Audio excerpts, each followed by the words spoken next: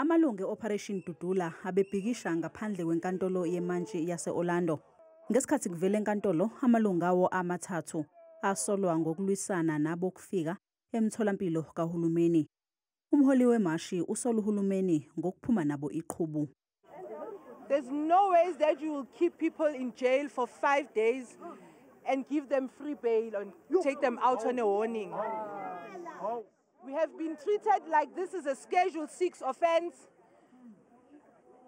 The government of the ANC and the GNU together, they are taking us back to the apartheid days. Laba besifazana abaphakathi kweminyaka engama-40 kuya ema-60 badedelwe ngesexwayiso, kanti ke bathi bebengaphathekile kahle ejele.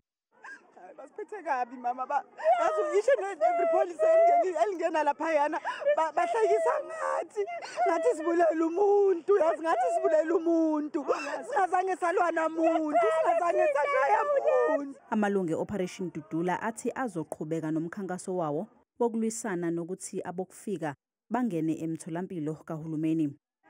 We are going to continue with this. Mayingabe khona into abafuna ukuyibona bayohlangana nemambe ephuza umhluzi namhlanje. Bathi akuyona inhloso yabo ukuthi abantu bokufika babulawe. Asisho ukuthi abafe, they must go to private hospital and private doctors, not in our government clinics.